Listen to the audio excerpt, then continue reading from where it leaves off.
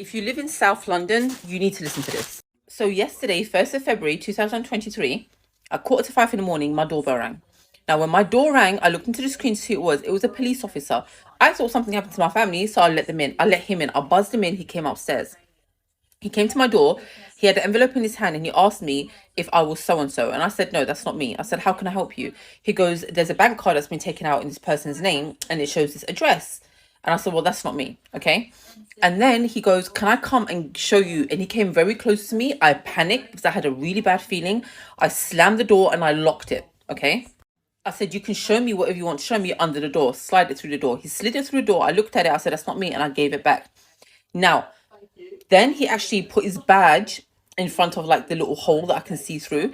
And I felt a bit more comfortable. Then my door rang again and it was a second police officer. So I buzzed him in too.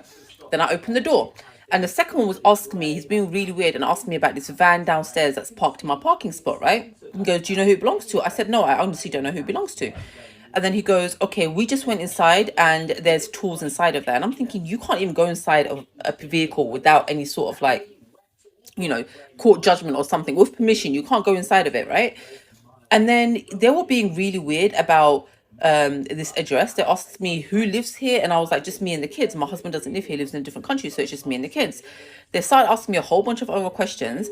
The second police officer came very close to my door and then leaned against like my door very close to me, and I felt very uncomfortable because I knew something was not right and I'm trying to get them out of there, but at the same time I can't be 100% sure if they are police officers or not. Anyways, fast forward, they asked me a whole bunch of questions about who lived here, who the van was and all that sort of stuff, right? And then they left. Now, I didn't have a good feeling. I told a few people about this. They told me to call the Metropolitan and check who they were. I called Metropolitan to find out. I made a report and I was like, who are these guys?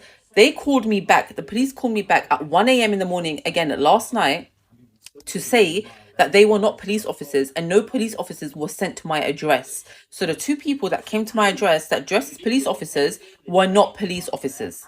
I'm going to the police station tomorrow to make a statement of what they look like and what they were described. I'm going to describe them, but please be careful. There's two men going around. One is a white man. He's quite tall, athletic. The second one is a mixed race man, also quite tall, a bit hench, like a bit on the chubby side, light eyes, a bit of a longish kind of hair. They're going around like knocking on people's doors, probably asking about cards. So if someone comes to your door, do not answer the door unless you know they're the actual police.